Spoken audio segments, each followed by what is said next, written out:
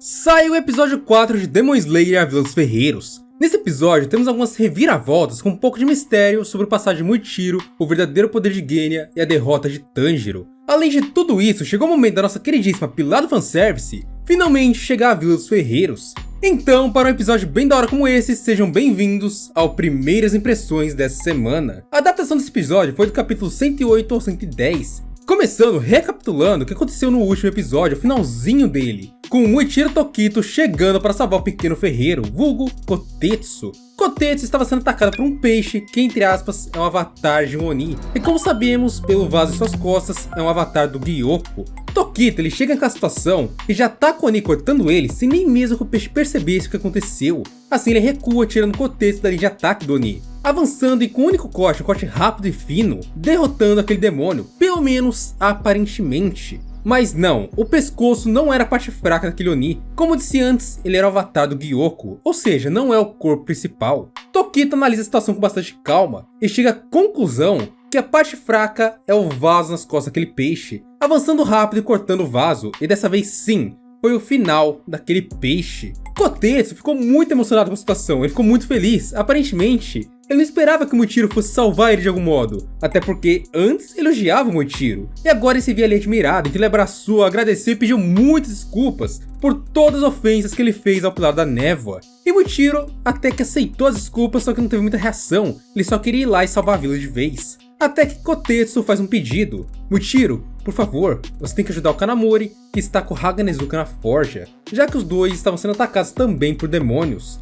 Muichiro até hesita por um segundo, e aí temos um flashback bem interessante. Nesse flashback, vemos Muichiro deitado em uma cama, sendo olhado por Amane Obuyashiki e Kagayo Obuyashiki. Provavelmente aconteceu alguma coisa que deixou Muichiro em estado muito grave, e dá pra ver que nessa época é uma ação passada, algo que aconteceu antes, até mesmo de Muichiro se tornar um pilar. Afinal, pilares ficarem muito machucados é muito difícil. Então começamos com as frases do Obuyashiki, onde ele diz que Muichiro deve se encontrar de novo, mostrando que Tokito naquela situação está meio confuso. Provavelmente pela situação ali toda, ele vai pedir da memória de quem ele era ou do que aconteceu em seu passado. Então esse arco aqui vai explorar um pouco mais isso sobre Muichiro e seu passado que ele não se lembra. E a situação é bem legal com a Amane e Kagayo, que a gente percebe que os dois funcionaram como pai e mãe para o Muichiro, que ali no caso ainda é uma criança. E o Muichiro provavelmente também vê os dois como pais, já que como sabemos, caçador de Onis não tem pai e mãe, nenhum. Se tem pai e mãe não é caçador de Oni, é fato. Então, os dois eles são a figura de pai e mãe para o Muichiro. E depois de ver todo esse flashback, Muichiro toma uma decisão. Ele vai ajudar o Kotetsu e salvar o Kanamori e o Haganezuka. Ele até hesita por um momento, pensando se poderia ou não salvar a vila. Mas aí ele se lembra que foi reconhecido pelo Oyakata como Hashira da Névoa. Ou seja, ele ainda era o Pilar da Névoa Muichiro Tokito.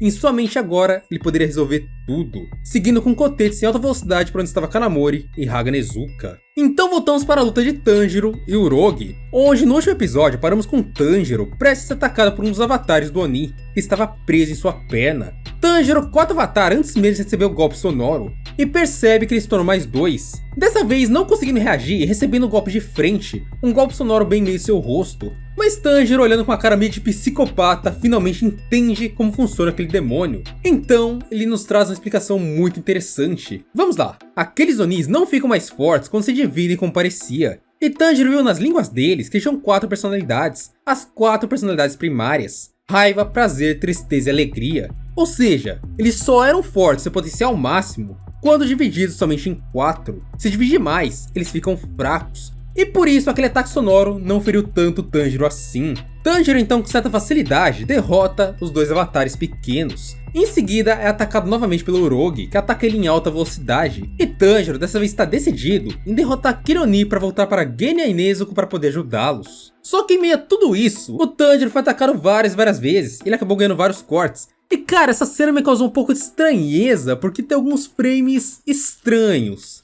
E alguns deles me lembraram Naruto, eu não sei porquê. Vê aí na tela que você vai entender. Mas de fato a animação ainda tá muito bonita e bem fluida. De qualquer modo ainda é Demon Slayer. Então vemos um ataque frontal de Urogi a Tanjiro. E o Tanjiro de primeira parece ser atacado e cortado, mas de algum modo naquele momento o jogo é invertido, e Tanjiro mostra que havia cortado o rosto do Oni ao meio, cortando junto a seu rosto a sua língua, enfraquecendo de algum modo aquele demônio, fazendo até mesmo Urogi pela primeira vez recuar a alguma ação do caçador. E galera, essa luta aqui é bem interessante porque ela foi estendida. No mangá não tem tantos golpes como teve durante a animação, e logo depois a gente já volta lá pra Nezuko e Genya junto aos outros Onis. Primeiro, focando na Nezuko, que estava ali uma disputa de força com o Karako, e aparentemente a Nezuko Berserk estava levando a pior em força bruta contra um Oni, porque o Karako estava sorrindo e segurando a Nezuko aparentemente sem fazer força nenhuma, coisa que a Nezuko parecia estar forçando demais, tanto que ela fazia tal e não saia do lugar as mãos do Oni, então o Karako era bem mais forte que a Nezuko aparentemente de primeira, coisa que depois não se mostra assim tão real. É interessante observarmos tanto pela Nezuko como pelo Tanjiro que os dois crescem muito durante uma batalha. Eles começam bem mais fracos que o adversário, mas com o tempo eles vão escalando o poder e vão cada vez mais chegando próximos do poder do adversário. E de primeira, enquanto tudo isso acontecia, o Sekido, que é aquele lá que carrega o bastão, não interferia em nada. Ele não usava os raios, mas ele dava ordens. Então ele ordenou que Karako finalizasse logo a Nezuko, coisa que o Oni pediu para ele não interferir, que ele faria logo. Em seguida, vemos Genya, que estava perfurado pela lança de Aizetsu. Genya realmente estava em apuros se comparado até mesmo a Nezuko e ao Tanjiro. Mas um fato interessante é que o Oni também não conseguia arrancar a lança do corpo de Genya. Ou seja, o caçador estava fazendo alguma força que segurava a lança com ele. E de repente, Genya começou a fazer uma reza budista. E logo em seguida, puxou seu 3/8 e deu logo na cara do Oni. Genya e a respiração do carioca estão ligados como é que é o bagulho. Enfim, tomar um tiro pro Oni não é nada, e acabou que Aizetsu ainda conseguiu puxar sua lança, declarando ali quase que um final para o Genya. Aparentemente, se fosse um humano normal, ele teria sim sido derrotado naquele momento. Mas tratando do Genya, que é um cara bem especial, ele não vai morrer nessa situação. O Aizetsu, junto com o Sekido de algum modo, ainda zomba um pouquinho do caçador, do modo que ele devota ali os mandamentos budistas, a fé dele e tal, mas eles estavam enganados. Quando o Aizetsu foi finalizar o Genya pelas ordens do Sekido, o Genya de repente desviou do ataque e apareceu nas costas do Oni, jurando que iria derrotá-lo, eliminá-lo e cortá-lo quantas vezes fosse preciso para isso. Mas Genya foi interceptado por um golpe de Sekido que pela primeira vez interferiu em combate, eletrocutando o caçador de Onis. Genya, sem ter o que fazer, levou outro golpe de Aizetsu, sendo atacado contra uma das paredes do local e aparentemente ficando fora de combate por um momento. Do outro lado da sala, continuamos com a luta de Nezuko e Karako. Karako aparentemente viu a situação toda e quis se divertir também, então ele se irritou com a Nezuko e disse que queria finalizá-la, a chutando e atravessando seus pés na barriga da Oni. Mas o que ele não esperava é que estamos falando de Nezuko, então óbvio que ia ter contra-ataque. Nezuko reagiu e chutou o rosto de Karako, acabando com o rosto do Oni.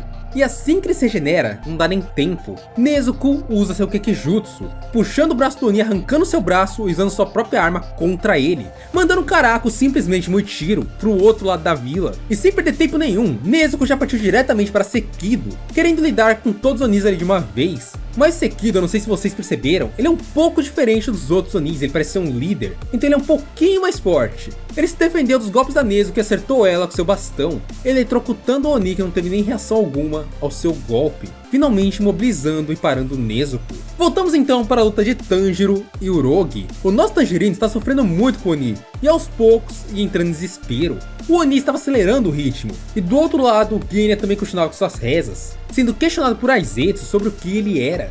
Genya diz que seu nome é Genya Shizugawa e diz que vai matá-lo. Voltando novamente para Tanjiro, ele pensa em como voltar para o prédio e cogita usar a habilidade de Urogi para isso. Afinal, o Oni voa e se ele conseguir montar no Oni e usar a habilidade dele a seu favor, ele consegue voltar ao local onde está Genya e Nezuko e prestar suporte para os dois.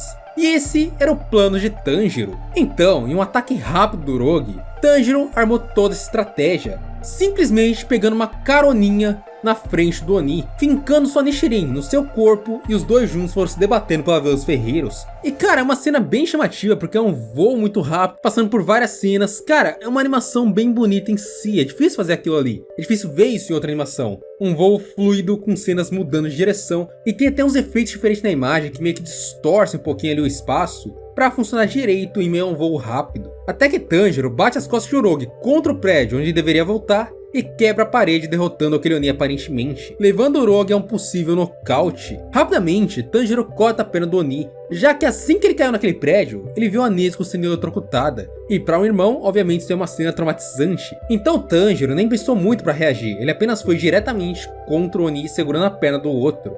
E o motivo para Tanjiro pegar a perna de Urogi foi para se defender do bastão de Sekido. Assim, Sekido, quando foi golpear, atravessou seu bastão na perna de seu, entre aspas, irmão, não podendo assim ferir as suas próprias células, ou seja, Hantengo não pode atacar Hantengo. E Tanjiro ganha essa vantagem para cortar a língua do Oni, cortando metade de seu rosto junto. Sempre corta a língua, de acordo com Tanjiro, o Oni perde um pouco da regeneração, que se provou também na prática, ganhando assim tempo para Tanjiro ir lá e puxar bastante Sekido que estava enfiado em Nezuko. Mas o tempo ainda não era o suficiente. Rapidamente, Sekido se regenerou e atacou Tanjiro com seu bastão. Seria um golpe quase que indefensável, um golpe pelas costas, indo diretamente ao pescoço do caçador. Mas Tanjiro nem reagiu. Quem reagiu foi Nezuko Kamado, que segurou o bastão do Oni salvando seu irmão, que por um instante se sentiu como se estivesse morto. Nezuko então novamente entrou em confronto com Sekido e usou seu Kekijutsu para tentar ferir o Oni. E cara, uma coisa bem interessante que eu não falei antes é que o Sekido admitiu que Tanjiro tem bons instintos durante aquele combate. Ele percebeu que Tanjiro tem uma ótima intuição, então ele consegue deduzir rapidamente como funciona a habilidade de um Oni.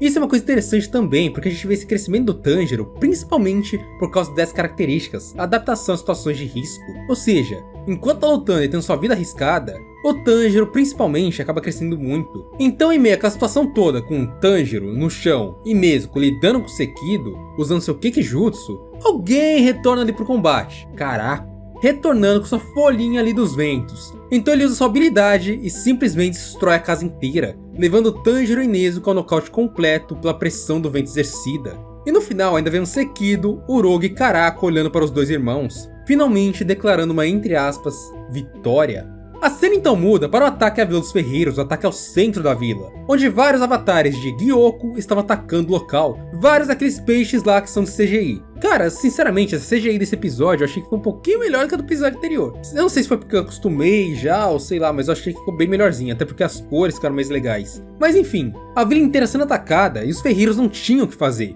Afinal, nenhum deles tinha treinamento com lâminas e shirins, eles apenas forjavam elas. Então os ferreiros não eram bons com armas. Assim, vários ferreiros rapidamente estavam sendo aniquilados pelos Onis. E é interessante também que, pelo menos no mangá, a gente vê que tem alguns seguranças ali que são caçadores na Vila dos Ferreiros, mas eles todos também caíram perante aqueles peixes. Ou seja, não eram avatares fracos, eram Onis realmente poderosos, era uma técnica poderosa, então não é qualquer caçador que poderia lidar com aquilo, muito menos ferreiros. E aí temos a informação que eu não esperava vir agora, mas veio agora, que é Mitsuri Karoji chegando a Vila dos Ferreiros. Sendo guiada por seu corvo, Mitsuri percebe que a Vila dos Ferreiros é muito próxima de seu distrito, e assim segue lá para salvar todos, pelo menos a princípio. Finalmente teremos Pilar do Amor no próximo episódio de Demon Slayer, provavelmente, ou não.